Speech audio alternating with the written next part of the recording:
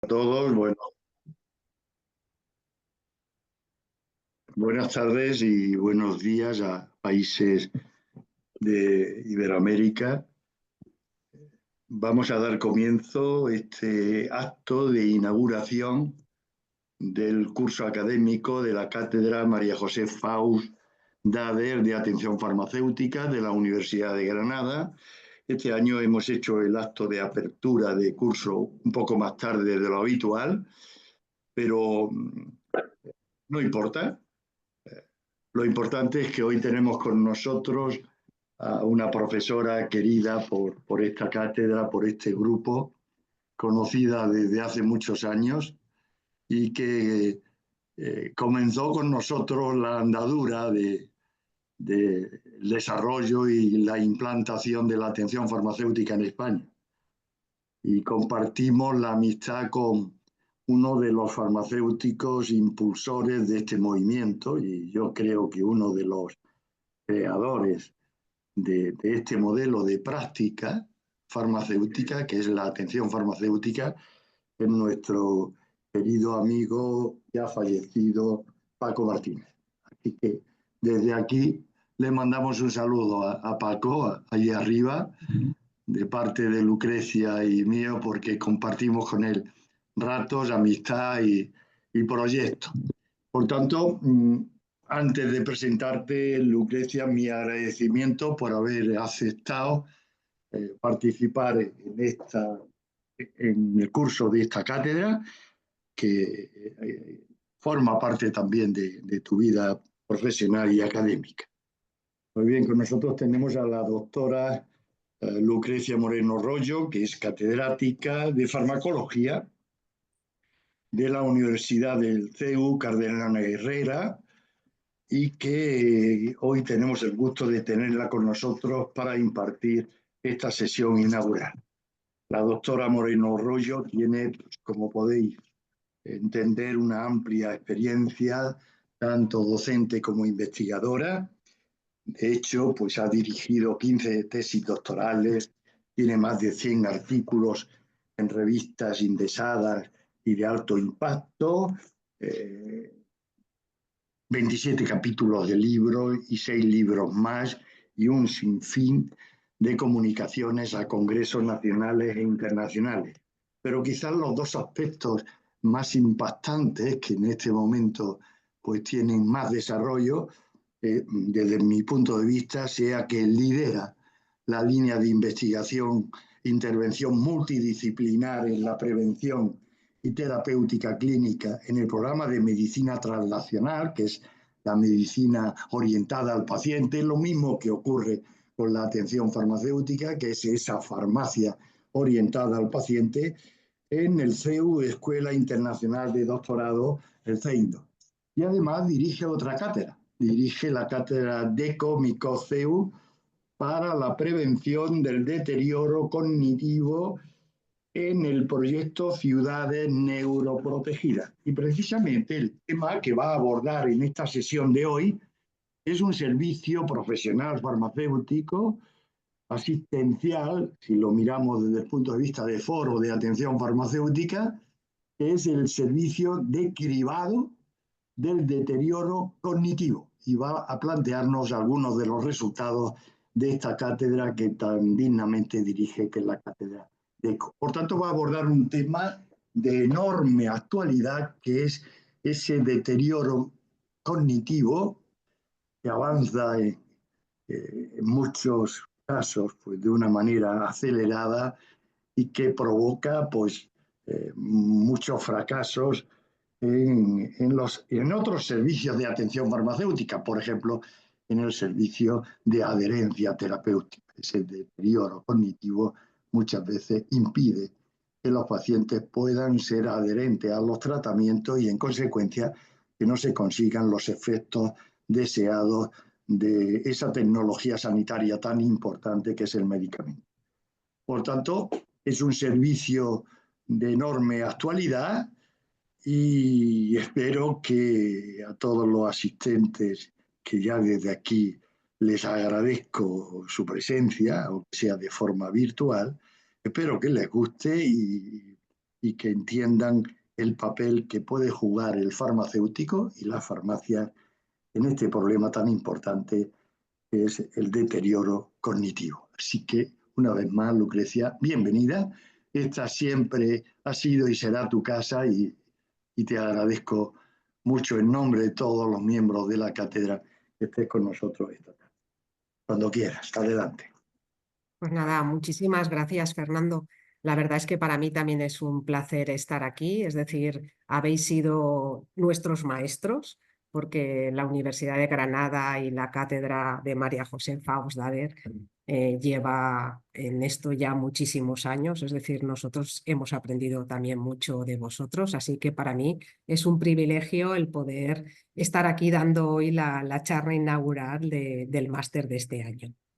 Pues como bien ha dicho Fernando, voy a hablar de este servicio profesional farmacéutico que llevamos más de 15 años investigando en Valencia, que son los cribados de deterioro cognitivo.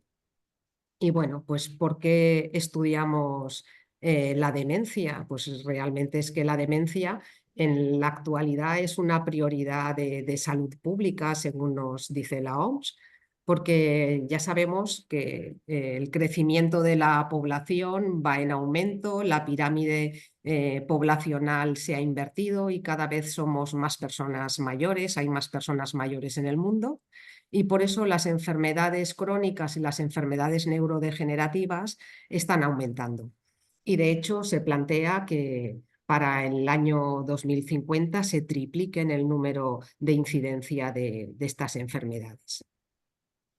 En 1906, el doctor Alzheimer por primera vez identifica lo que es un paciente con enfermedad de Alzheimer. Y desde entonces hasta los años 80 no se pudo identificar nada relacionado con esa patología. En los 80 se empiezan a ver pues, bueno, las proteínas, las beta mieloide y la proteína tau, que están relacionadas con la enfermedad. Y entonces, conociendo esas proteínas, podremos tener un diagnóstico. Pero claro, hasta el año 2000 no tuvimos la resolución para hacer un diagnóstico de imagen de estas proteínas. Y hasta entonces solamente se diagnosticaba el Alzheimer post-mortem. Es decir, cuando una persona moría y cogían sus cerebros y podían identificar esas proteínas características de la enfermedad. Claro que hacer un diagnóstico post-mortem de nada nos sirve para tratar una enfermedad. Hoy en día, pues ya tenemos biomarcadores y a través del líquido cefalorraquídeo se pueden identificar estas proteínas además de por imagen. Y recientemente ya tenemos un diagnóstico de biomarcadores sanguíneos, que eso va a hacer avanzar muchísimo la prevención del avance de la enfermedad. Bueno, pues ya conociendo un poco cuáles son los signos característicos de la enfermedad, como siempre, hay que buscar un tratamiento farmacológico. Yéndonos a la bioquímica, vemos que la acetilcolina es el neurotransmisor más implicado con la memoria. Y entonces, pues bueno, la colina la podemos obtener de muchos alimentos. Y de hecho, alimentos como el huevo ricos en colina se ha visto que protegen del avance de la enfermedad. Por otra parte, conociendo la ruta biosintética de este neurotransmisor, de la acetilcolina, tenemos otra diana terapéutica importante, que es la acetilcolinesterasa, es decir, la enzima que metaboliza la acetilcolina. De hecho, los fármacos que tenemos hoy en día son fármacos que inhiben esta enzima. Inhibiendo la acetilcolinesterasa, vamos a aumentar la concentración de acetilcolina en las neuronas. Realmente lo que queremos es aumentar la memoria y este es el neurotransmisor implicado en la memoria. Por otro lado, tenemos el calcio. El calcio está relacionado con la neurodegeneración. Un aumento de calcio en la célula produce una muerte neuronal. El calcio entra en las neuronas a través de los canales de calcio activados por los receptores NMDA de glutamato. Por lo tanto, aquí tenemos la segunda diana terapéutica, es decir, podemos actuar en estos receptores NMDA.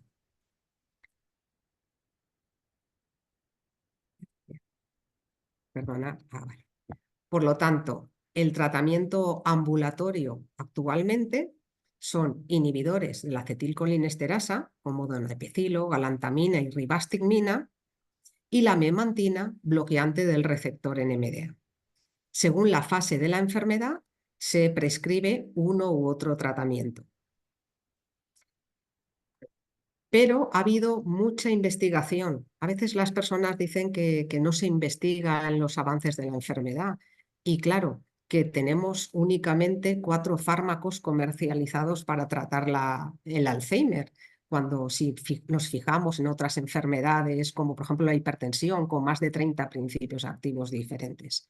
Entonces, si miramos realmente hacia dónde va la investigación, y aquí tenemos el pipeline de los fármacos que están en diferentes fases de investigación del Alzheimer, es decir, en el círculo externo están los que están en fase 1, en el intermedio los que están en fase 3 y en el interior en el intermedio los de fase 2 y en el interior los de fase 3, que son los fármacos que están a punto de comercializarse. Vemos que hay muchísimos fármacos en investigación. De hecho, de estos fármacos, el 61% son fármacos modificadores del avance de la enfermedad. Es decir, son fármacos que, si los aplicamos al inicio de la enfermedad, conseguiremos que esta enfermedad ralentice su avance. Como podemos ver en esta imagen, donepezilo, ribastigmina, galantamina y memantina, que son los fármacos actualmente comercializados, se han comercializado en un periodo muy pequeño de años. Es decir, el donepezilo en 1996, es decir, hace menos de 30 años, que se comercializó el primer fármaco para tratar el Alzheimer. Y en pocos años, todos los que tenemos comercializado. En el 2014 surge donepezilo con memantina, que es una combinación de ambos, pero no es nada nuevo. Las dianas terapéuticas van sobre todo encaminadas a el beta-mieloide. Esta, una de las 2 proteínas, es decir, beta-mieloide junto con tau, esas proteínas específicas del diagnóstico de la enfermedad. Bueno, pues la necesidad de avanzar en el tratamiento del Alzheimer hizo que en el 2021 la FDA aprobara el Aducanumab, un anticuerpo monoclonal frente a la proteína beta-amiloide. Pero la Agencia Europea del Medicamento rechazó su aprobación. Este medicamento empezó a utilizarse en Estados Unidos, donde sí que está aprobado, y se han visto en esta fase experimental de utilización del fármaco reacciones adversas como derrames cerebrales relacionados con su uso. Y el siguiente fármaco, también frente a la proteína beta-amiloide, es el lecanemab. El lecanemab se aprobó por la FDA en el 2023 y este verano, en agosto del 2024, la ha aprobado la Agencia Española, la Agencia Europea del Medicamento. Por lo tanto, en muy poco tiempo lo vamos a tener ya en España y va a ser un fármaco que, bueno, que nos ofrece una gran esperanza, ya que los ensayos preclínicos dicen que pueden frenar el avance de la enfermedad hasta en un 27%. Por lo tanto, para frenar el avance de la enfermedad es importantísimo detectar la enfermedad de forma precoz. Por lo tanto, aquí los farmacéuticos tienen un papel muy importante señalando a aquellas personas susceptibles de recibir un diagnóstico precoz. Si miramos esta gráfica, arriba, la línea en negro, se ve la curva de envejecimiento de una persona normal. Es decir, conforme avanzamos en edad, disminuyen la función cognitiva. Y eso es fisiológico. Lo que no es fisiológico es esta curva en la que ocurre el declive cognitivo de la demencia. Como podemos ver, es una curva de una pendiente mucho más prolongada ¿qué va a hacer? Perdón, ¿qué va a hacer que los pacientes lleguen de deterioro cognitivo a demencia en un periodo de años. Esta fase preclínica que tenemos inicial, estos años en los que empieza a haber un declive diferente al del envejecimiento normal, son los años cruciales para poder frenar el avance de la enfermedad y que este paciente que tiene un deterioro cognitivo que puede llegar a demencia, si lo frenamos en cualquiera de estos puntos, llegaría a tener un envejecimiento normal. Y eso es lo que buscamos desde la cátedra de ECO, el identificar a todos los pacientes que están en esa fase y impedir que lleguen a demencia y que el transcurso sea como un envejecimiento normal. Bueno, ¿y qué se ve en esta fase preclínica? ¿Cómo podemos identificar a los pacientes que están en esta fase preclínica? Pues son pacientes que tienen pérdidas de la memoria, problemas con el lenguaje, es decir, están buscando la palabra que quieren decirte y no la encuentran, tienen una desorientación en el tiempo y en el espacio, dificultad para realizar tareas sencillas que antes hacían, pierden la capacidad de juicio, el de emitir opiniones sobre cualquier cosa y de elaborar pensamientos abstractos. Pierden habitualmente los objetos, hay cambios en la conducta, en el estado de ánimo y sobre todo pierden la iniciativa para realizar tareas. Los farmacéuticos comunitarios que tienen una clientela habitual pueden detectar muy fácilmente esta fase preclínica de los pacientes. Pero claro, solamente diciendo que a un usuario habitual de la farmacia tiene queja de memoria o tiene dificultad para decir alguna palabra que antes decía habitualmente, no es un diagnóstico. Por lo tanto, ahora veremos cómo realizamos estos cribados. El diagnóstico es importantísimo porque la bibliografía nos comenta que 20 años antes de que aparezca el deterioro cognitivo, aparecen todos estos síntomas y sobre todo los fallos de la memoria. 20 años antes del diagnóstico de la demencia. ¿Cuándo diagnosticamos una demencia? En pacientes en la década de los 70, de los 80. Y entonces 20 años antes nos vamos a los 50 y a los 60.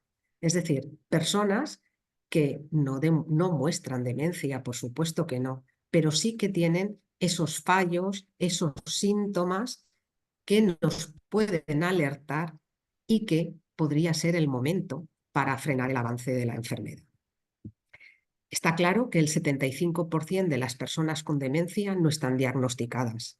Y esto lo dice el último informe del World Alzheimer Report en el año 21. Esta imagen de aquí os muestro las prevalencias de diagnóstico por rangos de edad según la base de datos de los centros de atención primaria. En líneas azul oscuro están las personas registradas en esta base de datos de atención primaria con diagnóstico de Alzheimer. Y en azul claro está la estimación según el rango de edad. Como veis, pues bueno, hay rangos de edad, sobre todo a partir de los 90 años, que no diagnostican a nadie de demencia, muy poca gente. Solamente en el rango de edad más joven, de 40 a 65 años, hay más diagnóstico que prevalencia.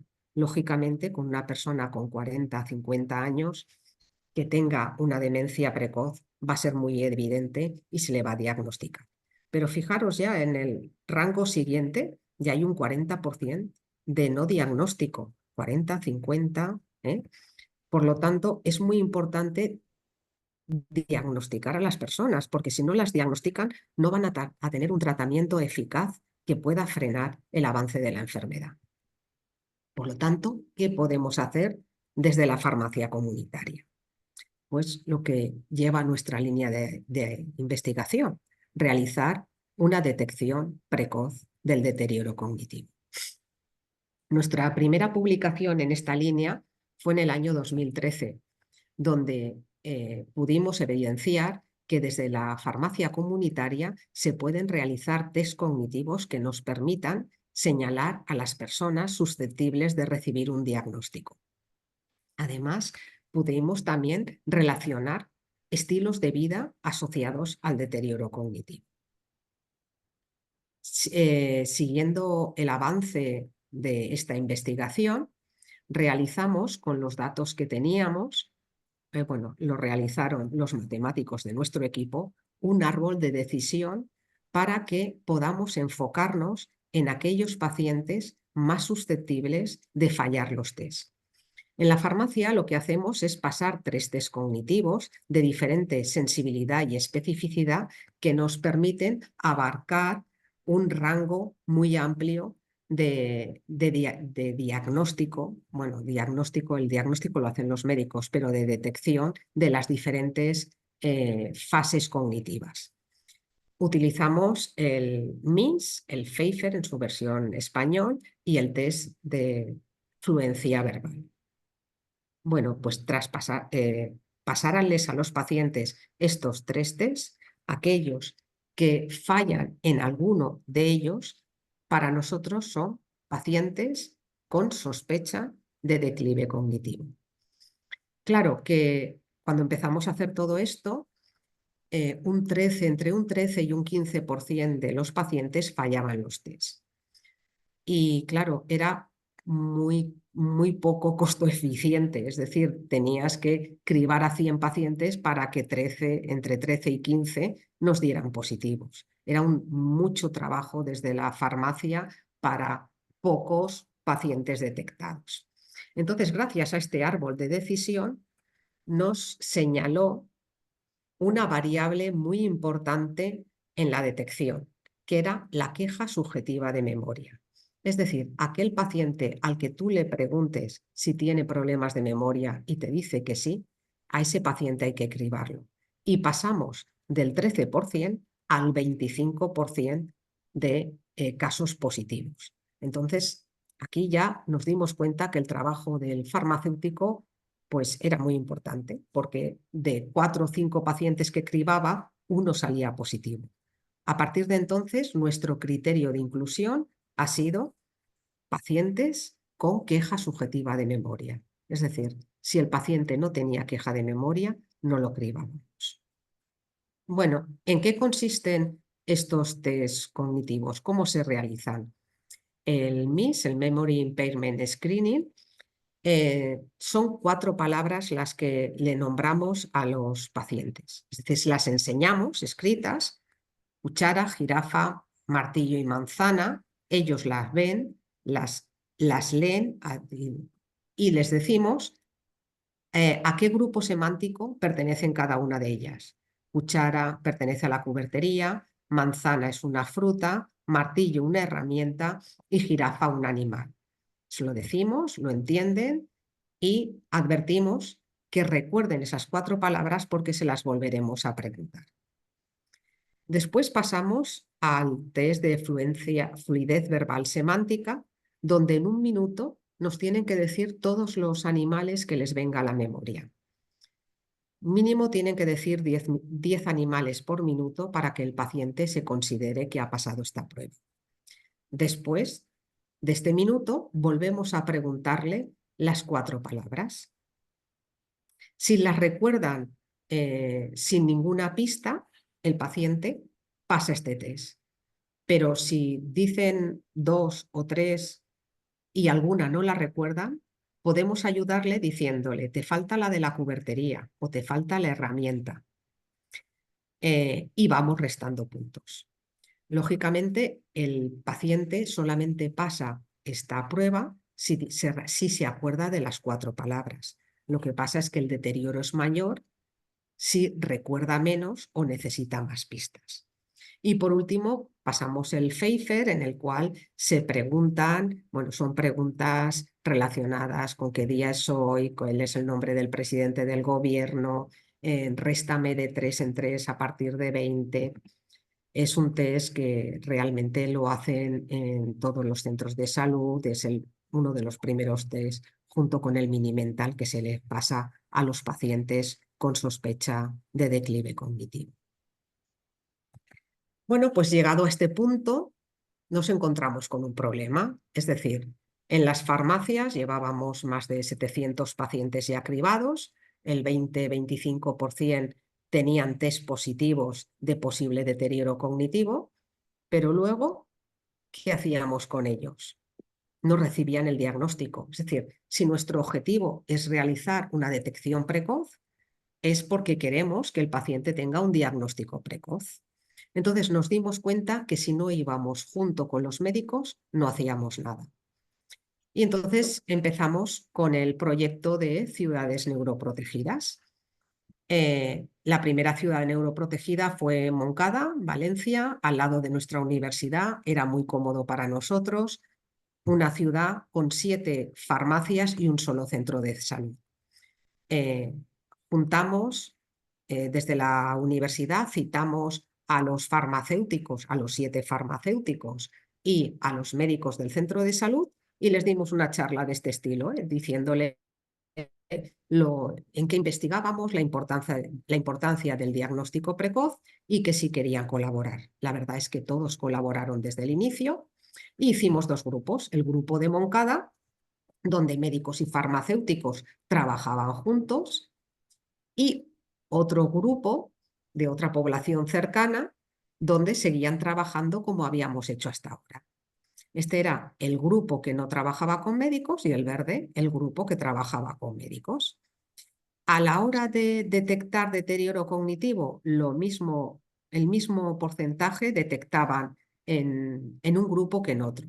Pero claro, en el grupo que no trabajaban con los médicos, los pacientes no llegaban a neurología, mientras que en el grupo que sí que trabajaban con los médicos, conseguimos que más del 60% de los pacientes llegaran a un diagnóstico en neurología y de los que llegaron a neurología, el 95% dieron positivo, confirmando que la tarea de cribado de deterioro cognitivo que hacíamos desde la farmacia era muy eficaz.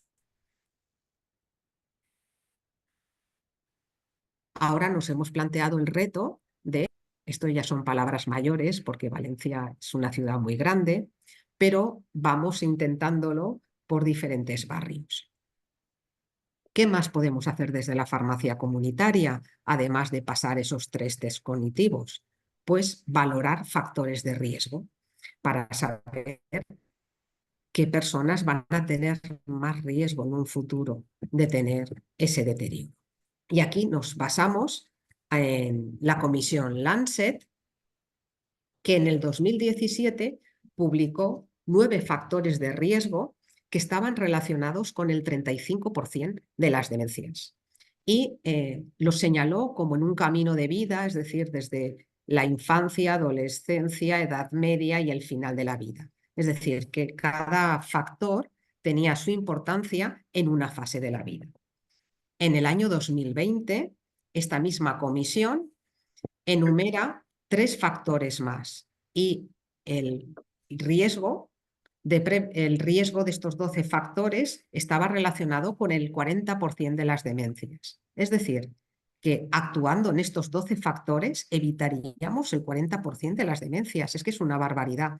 No creo que haya otra enfermedad que tenga un porcentaje de prevención tan grande.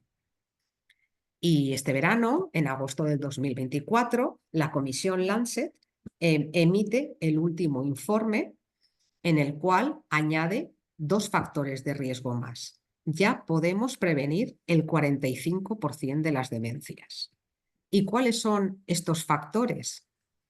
Pues bueno, en la juventud, la baja educación. Por eso es muy importante que los jóvenes estudien, porque ahí está la reserva cognitiva que les va a proteger en la edad adulta del deterioro cognitivo.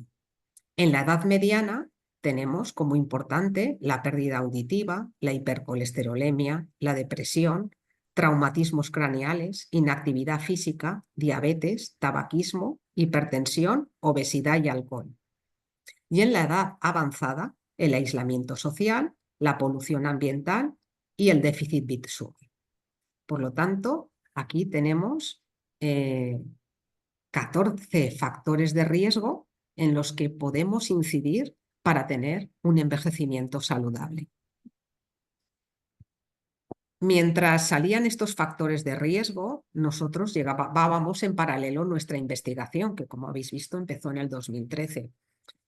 Y habíamos hecho un metaanálisis de todos los factores de riesgo que habíamos visto en la bibliografía que estaban relacionados con el Alzheimer.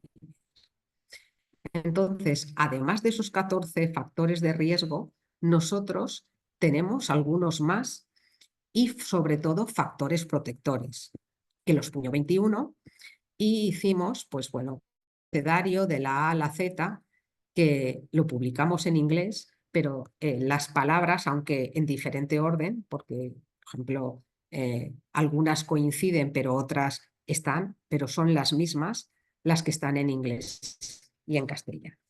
Pues bueno, hacer referencia dentro de estos 26 factores, que como aquí veis, pues tienen sus referencias bibliográficas en el metaanálisis que realizamos. Muy importante, otros que aún no ha tenido en cuenta la comisión Lancet, como son las bacterias, es decir, la microbiota. Cada vez más, y esta es una de nuestras líneas de investigación, se está relacionando las bacterias intestinales con muchas enfermedades y el eje intestino-cerebro es importantísimo. Las bacterias que tenemos en nuestro intestino dependen de lo que les damos de comer, por lo tanto, la nutrición también es muy importante. La reserva cognitiva, que la alimentamos con el estudio, la lectura, los juegos estimulantes, es decir, los juegos intelectuales, y muy importante, Internet. Hemos realizado varias publicaciones en las que hemos visto que las personas que utilizan Internet y redes sociales tienen menos declive cognitivo que aquellos que no los utilizan. Siguiendo en esta línea, pues estudiamos estos factores con nuestra población y vimos que los factores de riesgo que más pesaban en nuestra población eran la hipertensión, la soledad y la depresión.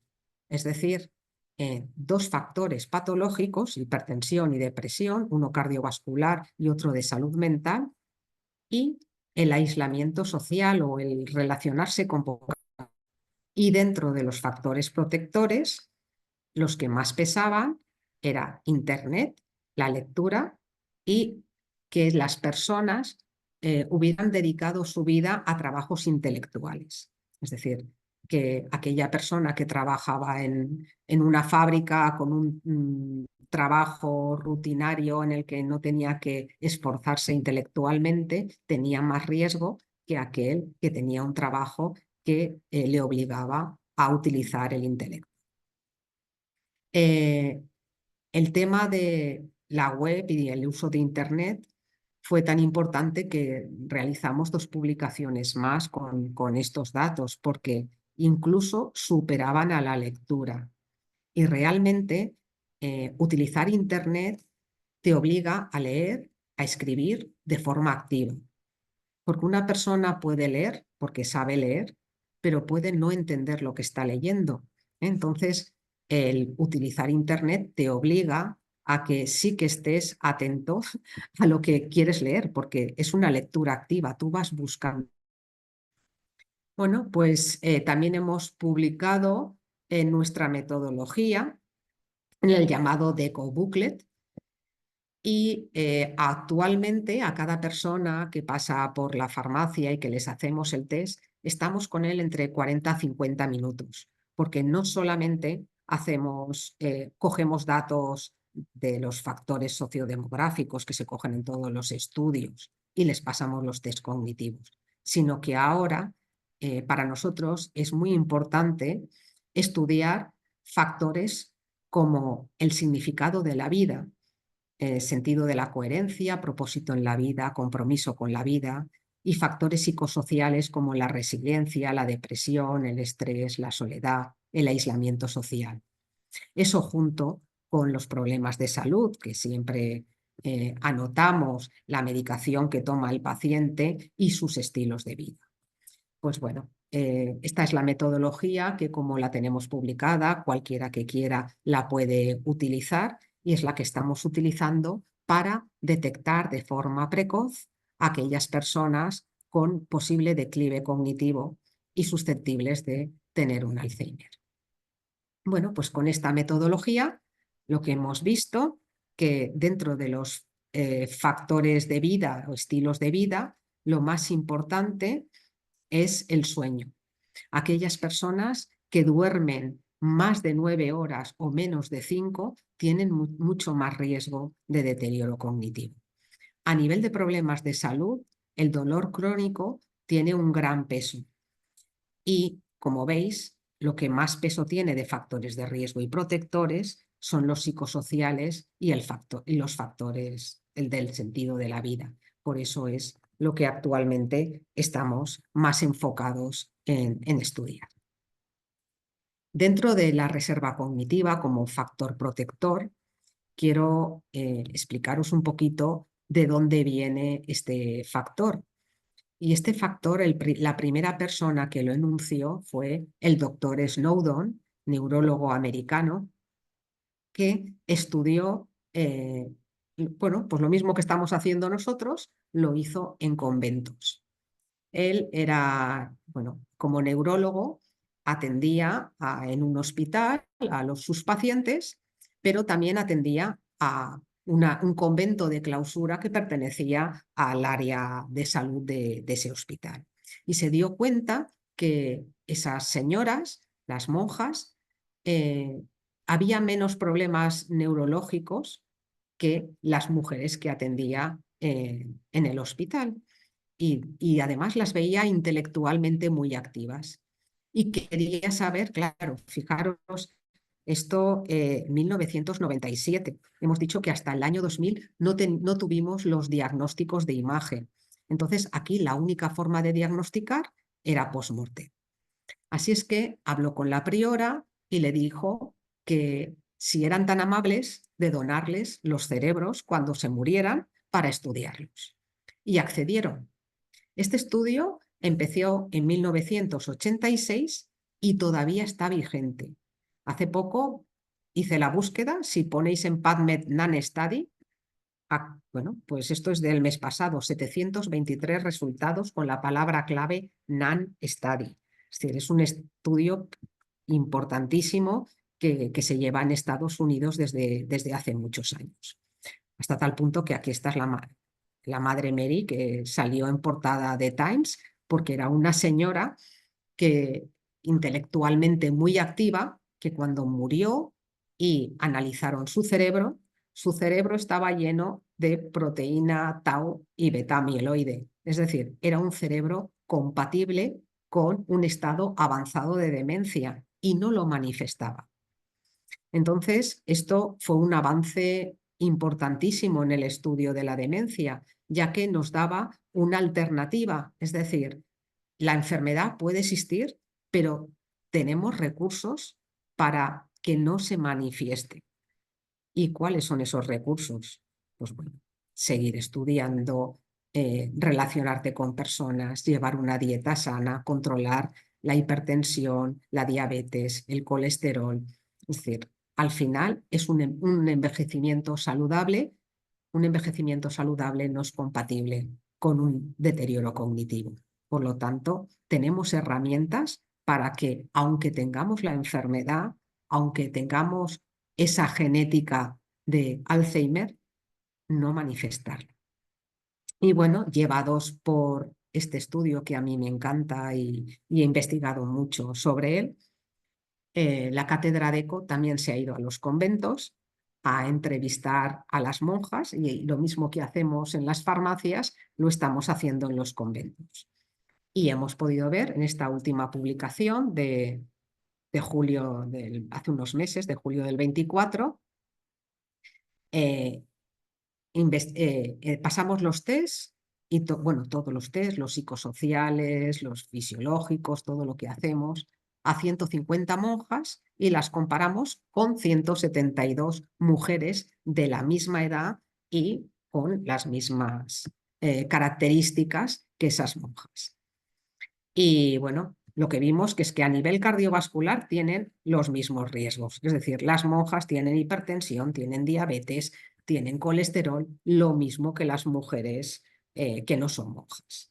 Pero aquí abajo, a nivel de patología psicológica, aquí es donde varía mucho.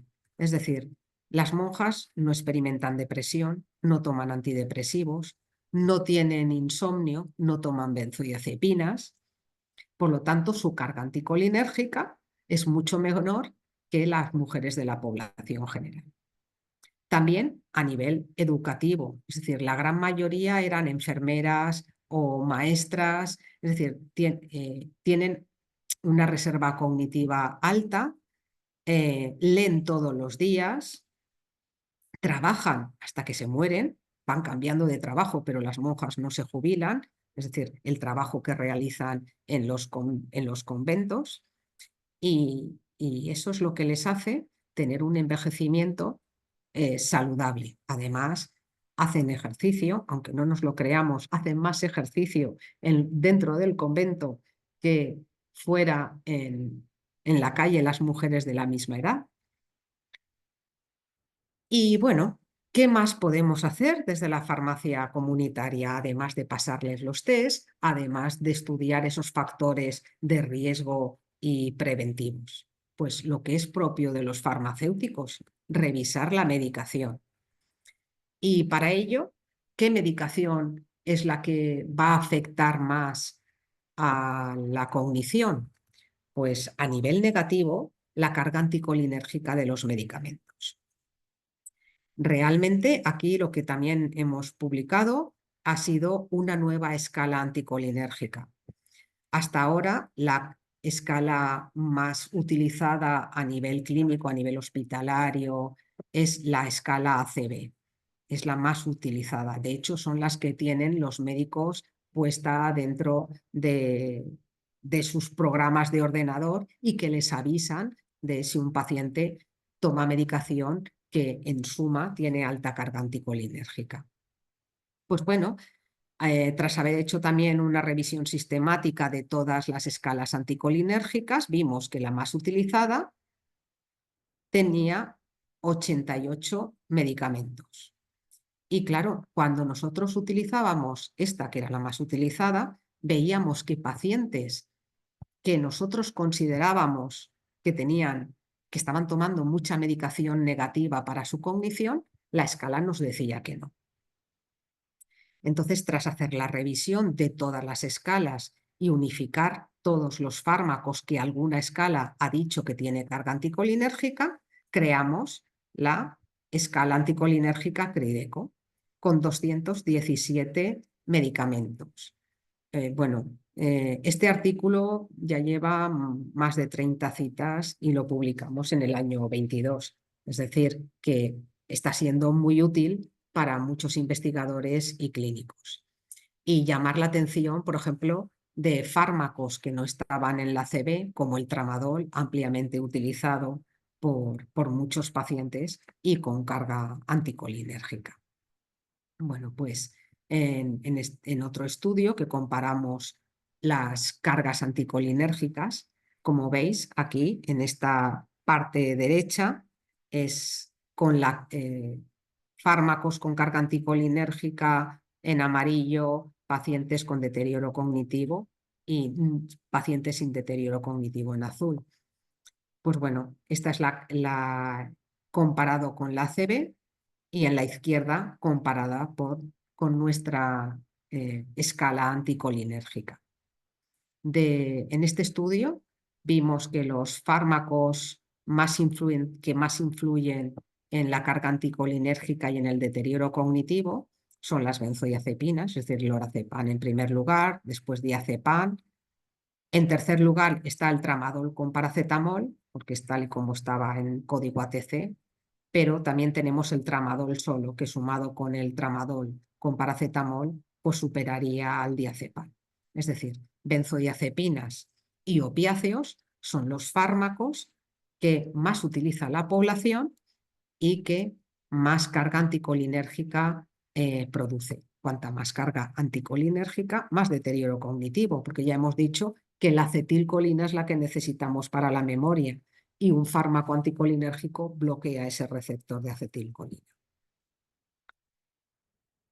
Como resumen, ¿qué estamos haciendo?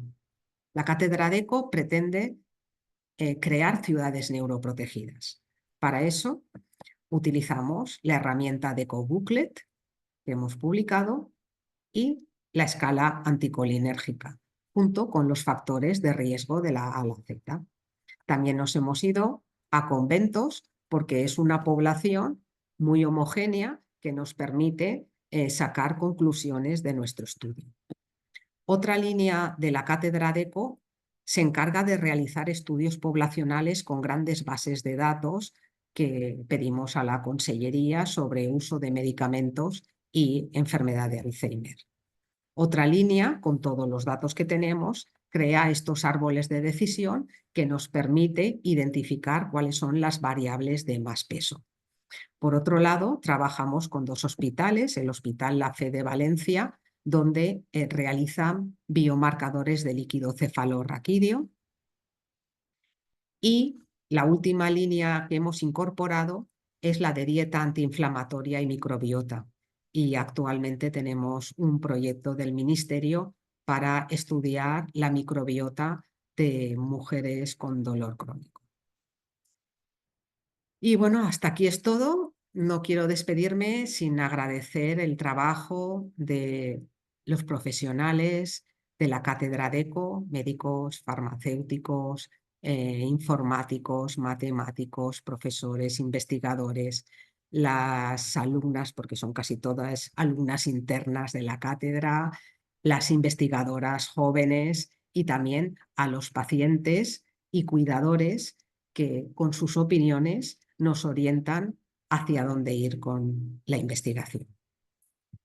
Nada más, muchísimas gracias y aquí estoy para lo que necesitéis.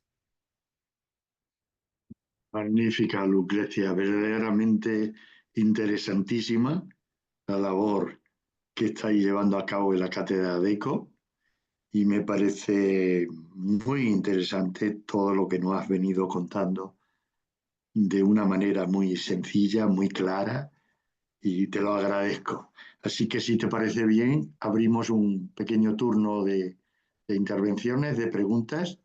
Si alguien quiere hacer alguna pregunta, puede hacerlo en este momento.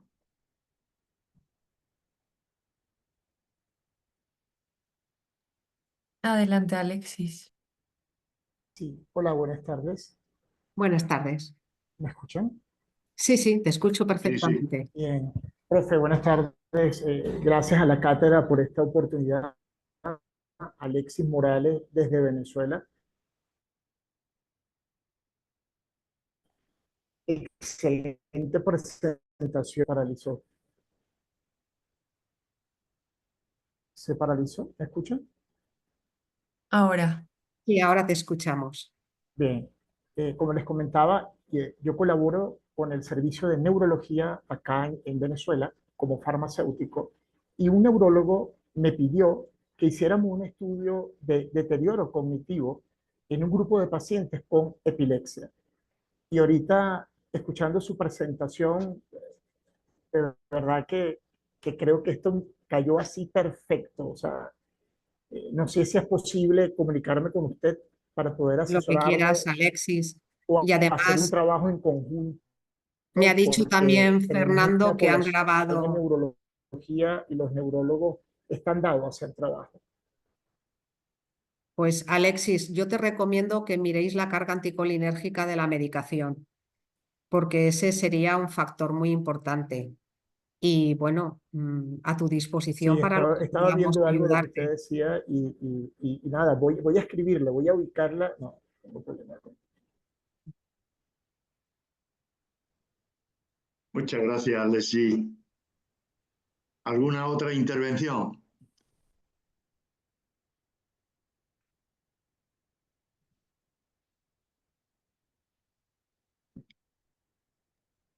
bueno, yo, Lucrecia, la verdad que me ha encantado tu presentación. Muchísimas gracias. Estos temas son sí, mucho de mi interés, todo lo que tiene que ver con neurología, neurociencia, salud mental y demás, porque creo que al ser las mediciones muchas veces tan subjetivas, no generan mucho interés a lo mejor en la investigación porque son más difíciles de medir. Mm. Es mi impresión, ¿no? Que si trabajas en algunas otras patologías pues, que tienen cosas como más medibles, Mm. pero, pero pues me ha encantado, me llamó la atención cuando mostrabas que en pacientes más jóvenes o en personas más jóvenes había más diagnóstico que en las mayores, porque pensé que podría ser al contrario, porque a lo mejor si un paciente joven se acerca al médico a decir que tiene problemas de memoria o algo así, no necesariamente lo asocian desde un principio con un tema de deterioro cognitivo temprano o algo así, sino bueno, lo sé sobre todo como por personas cercanas y a lo mejor te pueden decir, no, a lo mejor es un tema de concentración o a lo mejor esto, lo Lo otro. que, No, lo no que creo. pasa, Adriana, es que los test no fallan. Es decir, los test cognitivos se pasan en 15 minutos Ajá. y realmente es sorprendente. Claro, si lo pasas te das cuenta. Si no te lo dicen y tú dices, bueno, ¿cómo no? Pero es que es sorprendente. Nosotros que en este momento llevamos 1.500 pacientes cribados, es decir, son muchos. Y Ujú. ves claramente cómo una persona se queda paralizada en decir número de animales, que te los va repitiendo, que dice 6 o 7 y ya no le salen más. O Ujú. que las 4 palabras se queda bloqueado y es incapaz de decirlos. Es decir, yo no me creía que eso fuera a ser tan importante esos test, porque son test sencillos, son test como de niños. Y realmente luego cuando vamos con la colaboración con el hospital y el hospital los diagnostica y nos da la enhorabuena por este trabajo y dice que realmente, ya te digo, el 95% de los que llegan allí son diagnosticados positivamente. Es Mm, decir, son test con una sensibilidad y una especificidad muy alta. Genial. Sí, bueno, pues me ha encantado y la parte práctica en farmacia comunitaria es evidente en la parte de prevención y de cribado, como decías. Mm, Muchas gracias. ok. ¿Alguna pregunta más?